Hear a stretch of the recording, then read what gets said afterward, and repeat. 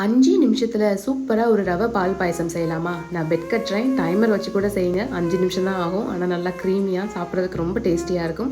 சுட சுட வாழை இலையில் ஊற்றி அப்பளத்தை நொறுக்கி போட்டு சாப்பிட்டிங்கன்னா ரொம்ப சூப்பராக இருக்கும். அதுக்கு ஒரு பேனில் நெய் சேர்த்து திராட்சை முந்திரியை நல்லா வறுத்துக்கோங்க. அது கூட 1/4 கப் ரவையை சேர்த்து நல்லா நெய்லேயே வறுத்துக்கோங்க. அப்போ தான் ஃப்ளேவர் ரொம்ப நல்லாயிருக்கும்.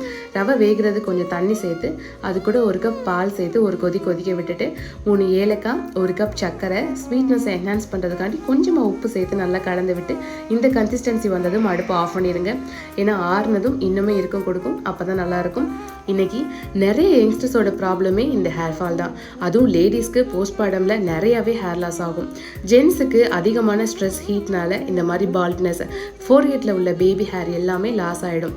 இந்த எல்லா ப்ராப்ளம்க்கும் ஒரே சொல்யூஷன் லக்ஷ்மி கிருஷ்ணா நேச்சுரல்ஸோட ஹேர் ரீக்ரோத் காம்போ தான். ஹேர் ஃபாலை வந்து நம்ம எக்ஸ்டர்னலாக மட்டும் சரி செய்யக்கூடாது, உள்ளே இருந்தும் சரி செய்யணும். இந்த பயோட்டின் கம்மிஸ் நம்ம இழந்த விட்டமின்ஸ் அண்ட் மினரல்ஸை உள்ளே இருந்து சரி செய்யும். அண்ட் சாப்பிட்றதுக்கும் ஸ்ட்ராபெரி ஃப்ளேவருங்கிறதுனால ரொம்பவே நல்லாயிருக்கும். இந்த 32 ஹெர்பல் ஹேர் ஆயில் வந்து எக்ஸ்டர்னல் க்ரோத்துக்காகவும் ஸ்பிட்டன்ஸுக்காகவும் ரொம்பவே யூஸ்ஃபுல்லாக இருக்கும். இந்த ஃபோர்ஹெட் ஜெல் பேபி ஹேர் ரீக்ரோத்துக்கு ரொம்பவே ஹெல்ப் பண்ணும். ஹேர் லாஸ் நம்மளுக்கு இருக்குது அப்படின்னா இந்த ப்ராடக்ட் உங்களுக்கு கண்டிப்பாக யூஸ்ஃபுல்லாக இருக்கும். இதை பற்றி நீங்கள் மேலும் தெரிஞ்சுக்கணும் அப்படின்னா லக்ஷ்மி கிருஷ்ணா பேஜை வந்து நீங்கள் ரெஃபர் பண்ணுங்கள். டீட்டெயில்ஸ் எல்லாமே டிஸ்கிரிப்ஷனில் இருக்குது, கண்டிப்பாக ரெஃபர் பண்ணுங்கள்.